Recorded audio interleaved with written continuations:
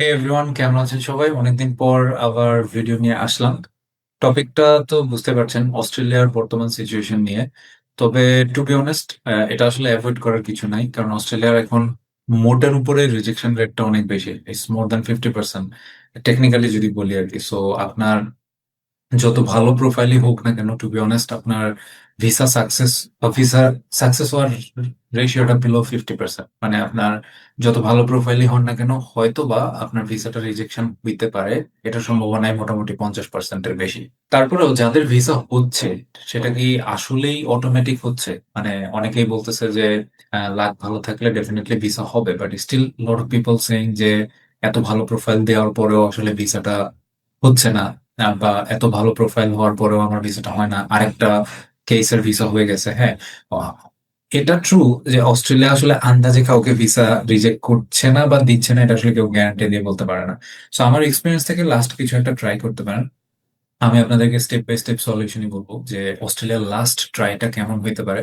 আর সেই লাস্ট ট্রাইটা যদি কাজে না দেয়, তো সেক্ষেত্রে আপনার সেক্ষেত্রে তারপরে অল্টারনেটিভ প্ল্যান কি হতে পারে, সিক্রেট মেন্টর কিভাবে আপনাকে হেল্প করতে পারে, সেই সেই জিনিসগুলো আমরা ডিসকাস করব।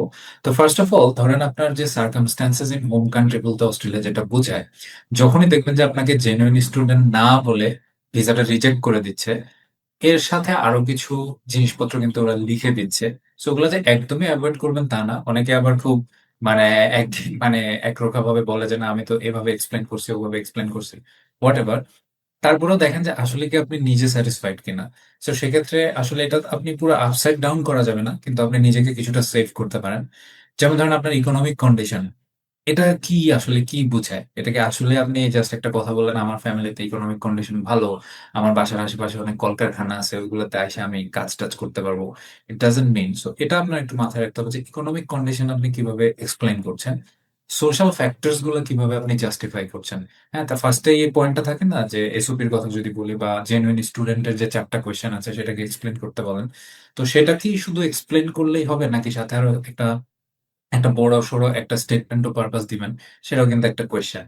সো সেক্ষেত্রে সেই কোয়েশ্চেনে পরে আসতেছি। লাইক আপনার সোশ্যাল ফ্যাক্টর, যে যে পয়েন্ট গুলো আমি দিচ্ছি, যে সোশ্যাল ফ্যাক্টরে আপনি কি বুঝাচ্ছেন নিজেকে, এডুকেশনাল অপরচুনিটিজ আপনার বাংলাদেশে কি কি আছে, অস্ট্রেলিয়াতে কি কি আছে, সেটা আসলে বুঝছেন নাকি বাংলাদেশটাও বুঝছেন, সেটা কিভাবে আপনি জাস্টিফাই করে কম্পারেটিভ যে জাস্টিফিকেশন, সেই কম্প্যারিজনটা আপনি কেমনে করছেন, এবং আলটিমেটলি আসলে কোন লজিক বলছে যে আসলে আপনি হোম কান্ট্রিতে ফেরত আসবেন।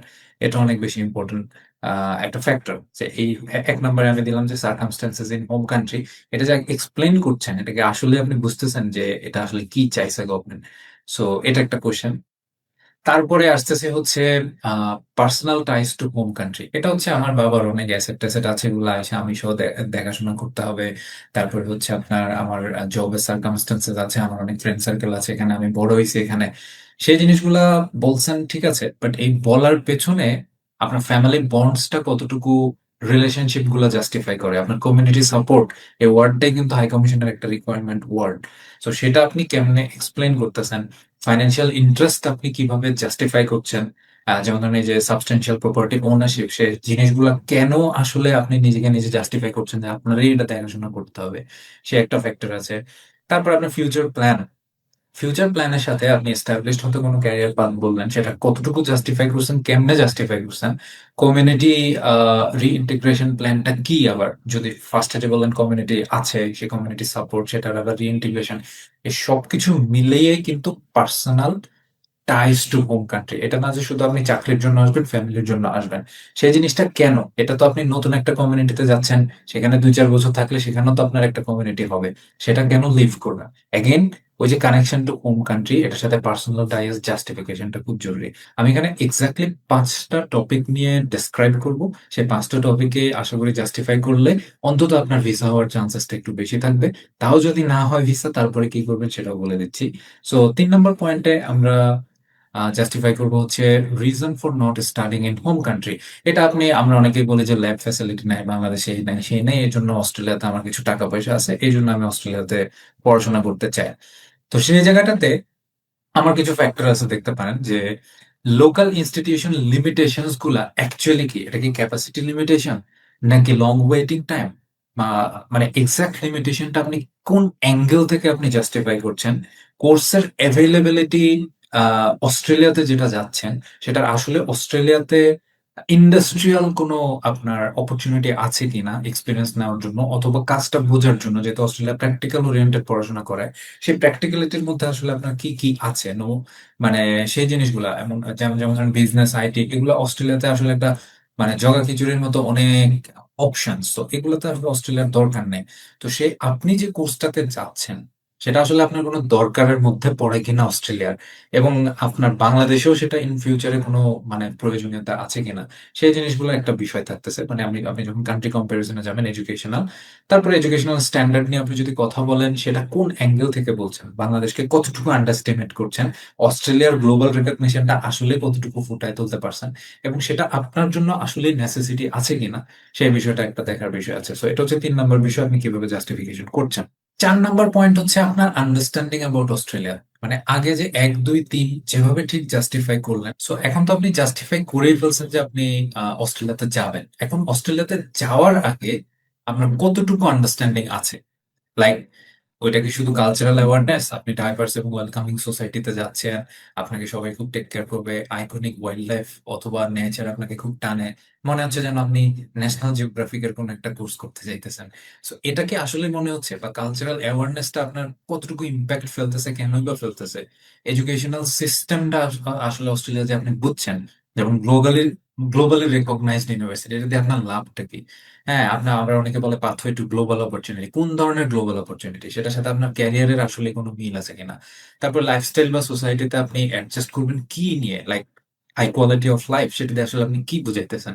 সেফ অ্যান্ড মাল্টিকালচারাল এনভায়রনমেন্ট, এটা একটা ইম্পোর্টেন্ট। সো সেটার এই সকল ইম্পোর্টেন্স গুলা দিয়ে আপনার অস্ট্রেলিয়ার আন্ডারস্ট্যান্ডিংটা আগের যে ১, ২, ৩ পয়েন্ট আছে সেটাকে কতটুকু জাস্টিফাই করছে, এই বিষয়গুলা একটা বিষয়। মানে অনেকে বলে যে ভাই এত কিছু কেন দেখবে? বিকজ অস্ট্রেলিয়া এখন ডিফিকাল্ট যাচ্ছে। ডেফিনিটলি এত কিছু দেখতে হবে।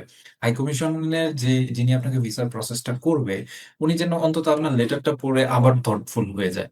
সো তাইলে ধরেন আপনার ওদের যদি কোটাও থাকে, সো কল্ড অনেক মানুষ বলে যে আজকে আসলে হয়তো ওদের কোটা থাকে, আজকে ২০টা ভিসা দিবে, ৮০টা যা মন চায় তার রিজেকশন দিবে।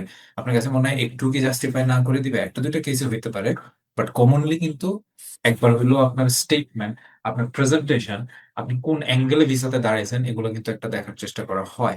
৫ নম্বর পয়েন্ট হইলো the value of the course. এটা খুব ইম্পর্টেন্ট। মানে আপনি যে চুজ করছেন, একটু আগে অনেক কিছু জাস্টিফাই করছি।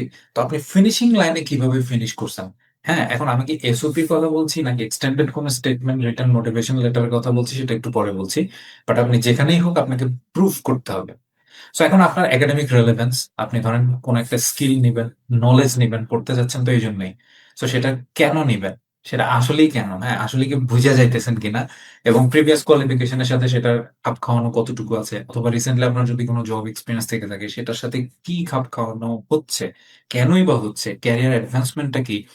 যেমন ধরেন আপনার গ্লোবালি রেকগনাইজড ক্রেডেনশিয়াল, এগুলা ইনক্রিজড এমপ্লয়াবিলিটি, আর্নিং পটেনশিয়াল, অনেক কিছুই তো আছে। It's fine. বাট আপনি কেমনে চিন্তা করতেছেন? That's important point. এবং অস্ট্রেলিয়া কেনই বা আপনারা এত বেশি বেনিফিট দিবে? আপনার বা কি দরকার এই জিনিসগুলা? সেই জিনিসগুলা মানে বোঝানোটা খুব দরকার। লাস্টে হচ্ছে পার্সোনাল ডেভেলপমেন্ট। আপনার এই কোর্সটা দিয়ে আপনার কোন ধরনের পার্সোনাল ডেভেলপমেন্ট হচ্ছে সেটা অনেকেই জাস্টিফাই করে না। শুধু কোর্সের আউটকাম। সেই কোর্সের আউটকামটা ইন্ডাস্ট্রিতে তখনই খাপ খাওয়াবে যখন আপনার এটা পার্সোনাল ডেভেলপমেন্টে ইমপ্যাক্ট ফেলবে। সেটা ক্রিটিক্যাল থিংকিং বা প্রবলেম সলভিং দিয়ে হয়, এবং গ্লোবাল নেটওয়ার্কিং এবং পার্সপেক্টিভ থেকে হয়। সেটা আপনি কিভাবে ইউনিভার্সিটির ওই নেটওয়ার্কটাকে কাজে লাগাচ্ছেন, জাস্টিফাই করছেন। এই জিনিসগুলো না লিখলে অটোমেটিক্যালি আপনার লেখাটা একটা ম্যাচিউরড লেভেলে চলে যাবে। সো ডেফিনিটলি তখন they will think over it. আমি কিন্তু আগেই বলছি এটা কোনো গ্যারান্টি না, বাট এটলিস্ট আপনি রিজেকশনের ভিড়ে যে কয়েকটা ভিসার গ্রান্ট হচ্ছে, সেই লিস্টে আপনি চাইলে ঢুকতে পারেন। যাই হোক, শেষ করব। এখন আমি কিভাবে আপনার কাজে লাগতে পারি, আমি কেন বা এই অ্যানালাইসিসটা করলাম সেটা জানাতে পারি। সো আপনার এই জায়গাটাতে আপনার সবচেয়ে ইম্পর্টেন্ট যে ফ্যাক্টরটা কাজ করবে সেটা হচ্ছে ডকুমেন্টগুলো কোন অ্যালাইনমেন্টে আপনি গুছিয়ে দিয়েছেন। ডকুমেন্টের নাম, এক্সপ্লেনেশন, ভেতরকার ডকুমেন্ট যেমন আছে, পাশাপাশি এর এগেইনস্টে আপনাকে একটা মোটিভেশন লেটার দিতে হবে, যেটাকে আপনি স্টেটমেন্ট অফ পারপাস বলতে পারেন। অনেকে বলে যে ৪টা কোয়েশ্চেন। ৪টা কোয়েশ্চেন নিয়ে কিন্তু অস্ট্রেলিয়ার স্টেটমেন্টের রিকোয়ারমেন্ট না। ওই ৪টা কোয়েশ্চেন আপনাকে ভিসা অ্যাপ্লিকেশন করার সময় জিএসএস স্টেটমেন্টের মতো করে দিতে হয়। বাট আলাদাভাবে কিন্তু একটা স্টেটমেন্ট ওরা চায়। সো সেই জায়গাতে আপনাকে একটা স্টেটমেন্ট অফ পারপাস লিখতে হবে। সেটা কত ওয়ার্ডের হইতে হবে, সেটা কতটুকু বড় হইতে হবে, কোন অ্যাঙ্গেল থেকে আপনাকে এক্সপ্লেইন করতে হবে, সেটার কার্যকারিতাটা কি। ভিসাতে কিন্তু ভিসা ফি পেমেন্ট করার আগেই ওয়ান অফ দি পয়েন্ট এটা আপনাকে দিতে হয়। That important this is.